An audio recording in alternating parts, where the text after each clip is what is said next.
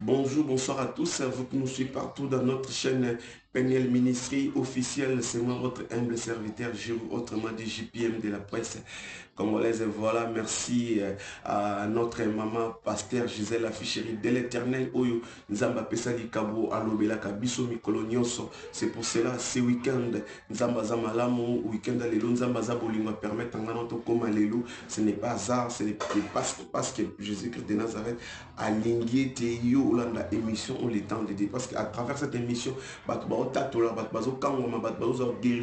solution problème c'est pour cela que sa confiance dans Nzambe où il y a pasteur Gisèle la ficherie de l'éternel la prophétesse au moment un miracle et pour ça la vie na yo au moment un changement total na vie na yo pesa Nzambe a pasteur Gisèle confiance ko hésiter te benga tu na numéro izawana à Londres vous allez contacter na pasteur Gisèle ma sœur mon frère na bon lieu tu sais pourquoi je te dis comme ça parce que moi-même je suis témoin vivant il y a Nzambe wana pasteur Gisèle wasala kana vina moi sala na vina ngati a continuer ko sala na yebi c'est pour cela nazo bondela yo ma sœur mon frère yozola nanga partout na monde entier vous en Londres vous en Angleterre vous en Paris na France na Belgique na Suisse na Hollande vous en États-Unis d'Amérique vous en Afrique en tout cas ko hésiter te benga na numéro ya Londres vous allez contacter na pasteur Gisèle Nzamba ko sala Nzamba ko kangola Nzamba ko loba Nzamba ko sala miracle à opérer miracle ko tatola puis ko témoigner mola Nzamba pasteur Gisèle à travers cette émission des temps de Dieu va agir Dieu va Nzamba ko lobela Nzamba ko kota likamo nous avons problème musala no kota ba demande bisike belé simbate okenda bisike belé simbate mais à travers cette émission les temps de Dieu Nzamba ko kota likamo na wana yuza na bozo ka bazemite yuzo botate yuzo zo mukandate mamuzo marché te maladi ono za nzoto na silate maladi no ezali incurable mais cette émission à travers cette émission tant ozolanda yango au moins changement na vie non tant ozolanda émission au moins nzamba osala bikamo tant ozolanda émission au moins changement le côté na problème non wana esilaka te yango pesa nzamba pasteur Gisèle confiance ko hésiter te ma sœur mon frère bengaka na numéro ya Londres bengaka na numéro wana ya Londres okomona nzambe nde akolobela yo omona nzambe nde akosala miracle na vie na yo parce que nzamba pasteur Gisèle akosaka te parce que nzamba pasteur Gisèle o alobaka pe esalamaka pe ekokisamaka merci vraiment tokutani susu lobi nzamba kokangola nzamba koloba par rapport ndenge olandika émission partager commenter liker émission oyo nzambe ako répondre nzamba ko kota likambo na merci à tout le monde qui branché scotché kolanda biso na tonga lelo na émission on le temps de dire parce que émission on nzambe alinga après ça tu inspire ça biso boanya yapo yaka mikolo nyonso tokolemba te chaque jour tolekaka na émission on le temps de Dieu on nzamba pesa biso likambo na pesa biso ngolo la musaka biso chaque jour tout ça la émission on le temps de Dieu à travers cette émission bazo changement bazo bika bazo témoigner et on a biso to hésitaka te tozalaka wana mikolo nyonso pona kopesa bino enseignement to pe prière profiter na enseignement to pe prière ya lelo nzambe ndinga kokangola nzambe nda kosala bikamo ne kozwa solution voilà merci à pasteur Gisèle la ficherie de l'éternel la prophétesse na nous osala ko ete chaîne oyo et qui est partout dans le monde entier nous osala ko ete chaîne oyo et landama partout dans le monde entier 5 sur 5 voilà merci kalami pour le monde décor on a besoin de changer parce que nzamba pasteur Gisèle a salaka à Kosakate. Merci à tout le monde qui branché scotché pour continuer à soutenir nous soutenir nous bien la numéro wana on va contacter na PNL Ministry officiel Mobimba. Abonnez-vous massivement à notre chaîne PNL Ministry officiel Nzamba Kokanga merci. Quant à moi je dis après on a toujours enseignement et prière na biso n'engala toujours quant à moi je dis merci et bye bye.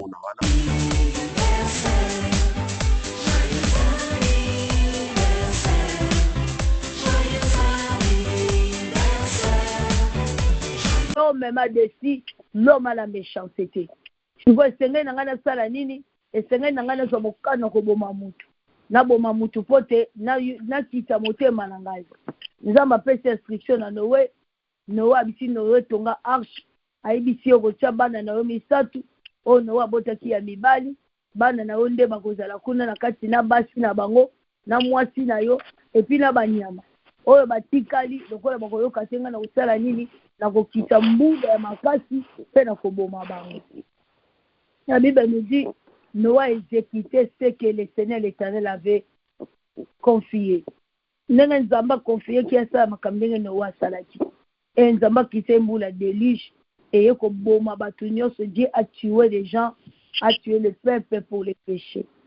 Mais il y a un homme qui a accepté les péchés, qui a accepté nos places. Il y a Yesu accepté qui place na biso, pote ya ko biki tabiso, aya ko kufa ni. Amen. Yesu wali anga ko senga biso alobi ndimela nga nzamba pambola biso. Abi ndimela nga, si tu crois en moi, tu auras la vie éternelle. Soko ndimeli nga okozwa bomo ya seko. Et celui qui est à moi ne mourra point. Oya zakati nanga akokufa te na déjà 11 le verset 25 à 26. Celui qui croit en moi ne mourra point. Mais Jésus a dit, confiez-vous en moi, crois en moi et vous aurez la vie. Parce que Jésus est le Père de vie. Abina Yesu Masia. Nzamba boma mokili. Na bate ebele, na tanga Noé, na te Sodome na Gomorre. Parce que Dieu a trouvé que vie à mobimba ya mutu zaka makamabe na makamabe. Pour se réjouir, il faut tuer les méchants. Il faut que mabe. Mais Jésus est venu, qu'on soit place à méchant, wana ou tu lola. Andimi qu'on soit place à méchant, wana. Yango Romain où tu nous dis, il n'a pas épargné son propre fils. Apparemment, moi, n'a été na preuve au moins n'a les canons.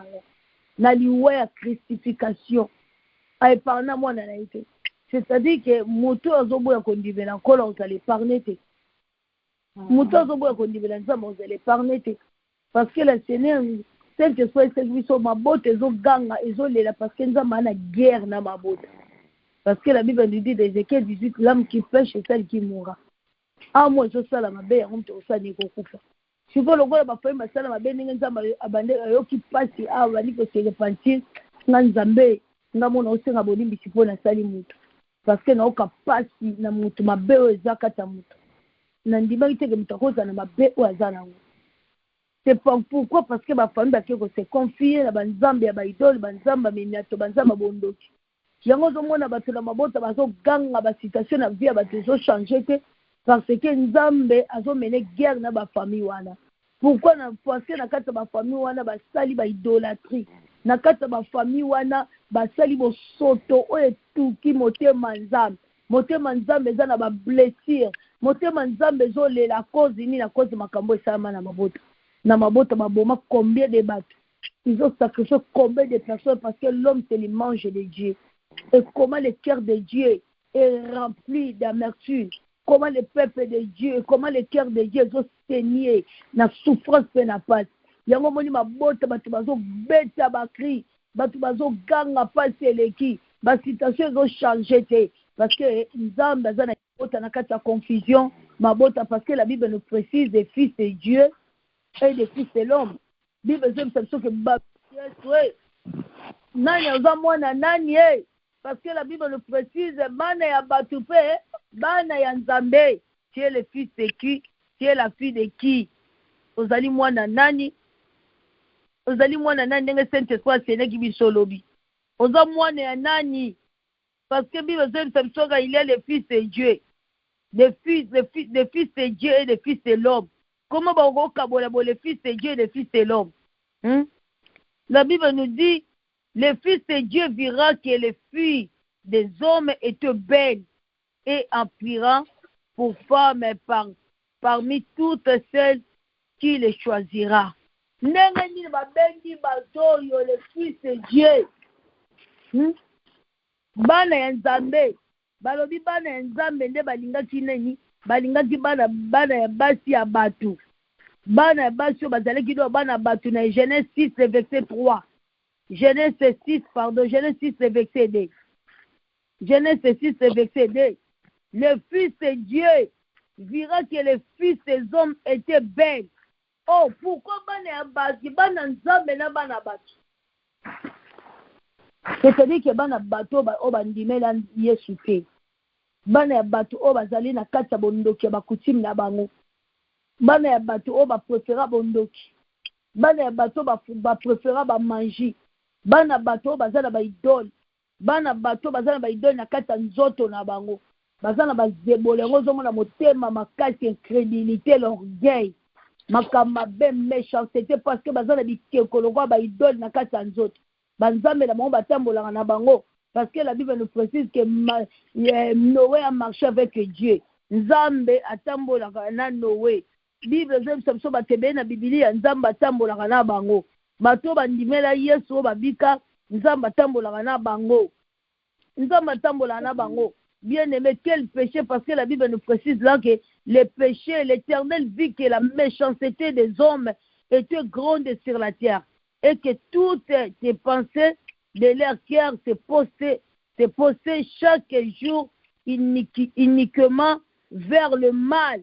Pour être mitema na bango mikolo nyonso baneko se soumettre mabe nzambe atali ke na vie ya mutu mabe leki makasi. Et puis mutu motema ne chaque jour se soumettaka na kati ya mabe. Mais des personnes marchent avec des idoles. Batambolaka na ba idole ba osala volonté nzambe ndeni. Comment ils bakolinga nzambe ba olinga nzambe te. Et le verset 6 nous dit l'Éternel s'est répandu d'avoir fait l'homme. L'Éternel s'est répandu d'avoir fait l'homme sur la terre. Et il fut affligé à son cœur.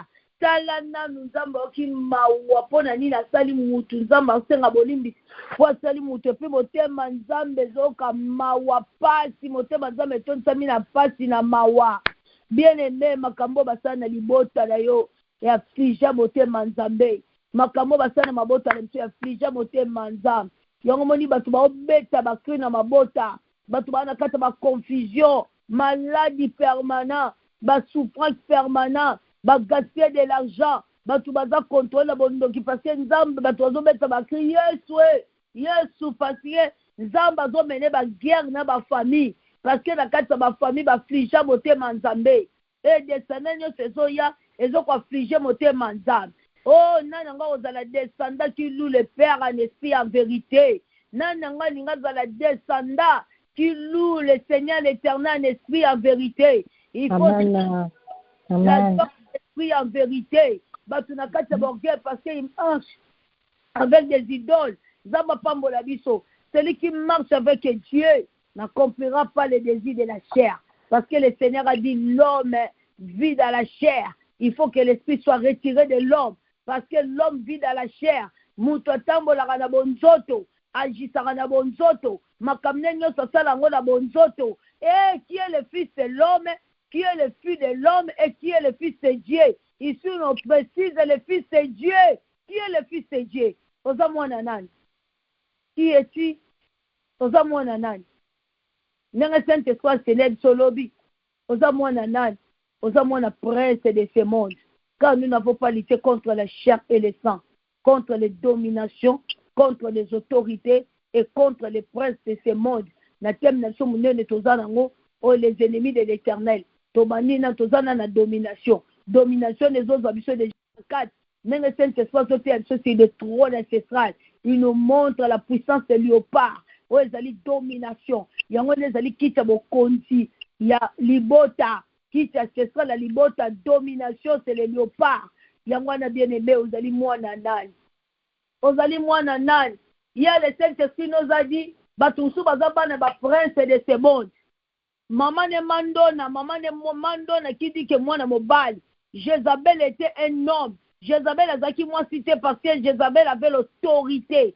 Jézabel avait la domination. Jézabel dominait sur Israël. Azo dominé Jézabel na Juda. A dominé parce que Jézabel était un homme. Aye libala ma domina mobile. A niata mobile. A longola batu na présence en Nzambe. A détourné batu vers Nzambe. A fait ça obligé batu ba faire ça Nzambe mu Congo. Batu ba adorer ba statue des idoles. Ba adorer ba Dieu de Milko, Dieu a statue. Ba adorer ba Nzambe na bango. Ya bondoki ya sacrifice à chaque année. Ba fait ça kaemba na mikie. Chaque année le Dieu de Milko ba fait ça ke ba na mikie chaque année.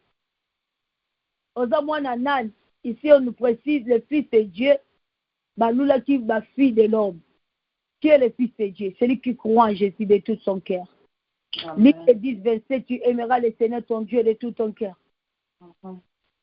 de toute ta force, ton âme, de ton esprit. Dans ma communion, ça va moïna yo.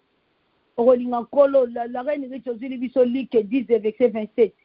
ozotanga poto bondela kombo mosusu ezali te bobele kombo ya Yesu kola pambola yo kombo mosusu eza te bien-aimé tu aimeras le Seigneur po benga mwana nzambe tu dois aimer Jésus. Tu dois croire en Jésus de tout ton cœur, de toute ton âme, de tout ton esprit, de ta force. Tu dois croire en Jésus. Pour devenir un enfant de Dieu, tu dois croire en Jésus. Amen. Le salut au Québec.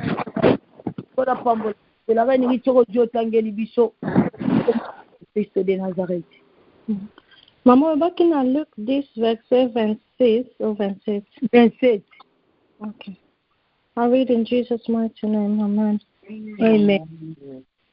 So he answered and said, You shall love the Lord your God with all your heart, with all your soul, with all your strength, and with all your mind, and your neighbors as yourself. Amen. Amen. Tu aimeras le Seigneur ton Dieu de tout ton cœur, de toute ta force et pensée. C'est par là que tu deviendras un enfant de Dieu. Parce que le docteur Nicodème était venu, le docteur de la loi. Ayepa na Yesu kotuna Yesu na kosa ndenge pona kota bokonzi likolo. Yesu apesi lisesi. Atalitie l'amour, atalitie humilité, atalitie de servir les gens, atalitie le bon cœur, atalitie d'être vrai, atalitie lisesi ya bato yo muto azaki na pasi na nzela.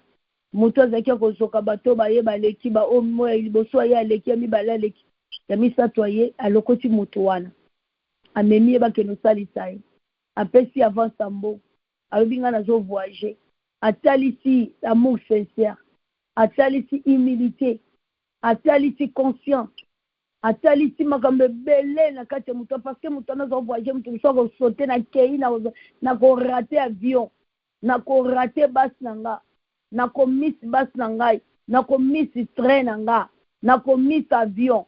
Mais cet homme, à tel qu'il était commis, il a démontré l'amour. Yango kola bisa kiye, na bango na sali malam, na bango ni sabi mutasai malam troisième personne, mutasai malam. Yesu abe Seigneur no sala bongo. Ya lobi ngana sala rango, na sunga kabatu Yesu abite. E sengolo te kanyo soza nango. Ope sango pa ya batu. Et c'est que l'union soit yo pesa ngo pa ya bato et toucher à longo ya kei na mawa ye Jésus nga ko ebisa yeke à chaque fois na vie na yo zala ready ya ko sunga bato na ozana ngo à chaque fois na bomo ina yo zala ready ya ko pesa bato parce que na bomengo yo zana ngo po ya si Yesu de anga na pesa Yesu abe ko kite ke no te kapenza nyonso ya yo pesa na bango babola Yesu alinga ko ebisa te ka ke te ka nyonso alinga ko ebiseke na vie na yo zala redi ya kosunga bato kotala te ke oyo eza monene moye na pesa bato eza te pesa bato oyo nyonso to oza nango. Tu aimeras le Seigneur. Tu es le fils de qui? Oza mwana nani? Ah biso ba préciser biso le fils de Dieu. Comment ba ko préciser le fils de Dieu et le fils de l'homme? Ba ko préciser biso ndeni? Mabota zo beta ba kripo bana guerre na nzambe. Bato bazole na mabota ba situation zo changer te. Po bana ba guerre na nzambe. Bato batambola na ba idole na kati ya nzoto moye bakumamela nzambe ya esprit en vérité ezate po atambola na bokoko na ye atambola na bondoki na ye atambola na nyoka na bango atambola na nyoka na ba idole atambola na hotel na bango moyen adoré Yesu Masi ezate moyen linga kola na esprit en vérité ezate parce que atambola na bokoko na bango des hommes qui ont marché avec Dieu ba vivant longtemps na muki ba msu ba kufa te parce qu'ils ont marché avec Dieu. Mais celui qui marche avec des idoles, akufaka. Moto zote mwana ba idole akufaka. Moto zote mwana ba nzambe na ba mabota akufaka. Parce que Dieu ne partage jamais la gloire avec des hommes. Il y a un temps pour toute chose sur la terre. Nzambe atika ata po za yumati. Atika ata po ibisa mutu se repentir. Na ona oyebisa o se repentir. Fika mabe. Tika loko babe loko le tika izati. Seigneur atesa rabi tika. Quand mutazo kate Yesu atindaka ange ke ne pe betaille. Boma ne pe ange ya bomimba avoko. Bien aimé, so ngoko mwana nzambe. Tu dois aimer le Seigneur ton Dieu de tout ton cœur. il faut linga yesu na makambo ne nyonso nzamba pambolo mama na makambo nyonso avi na yo bato baza distrait trop bato basambelaka me bato baza distrait parce que bato baa mafu bazwaka conscience ya makambo ya nzambe te mama nzambe bazwela yango kaka conscience so bakomi na kati église so bakomi na priere bakomi nde kosambela wana bakomi na conscience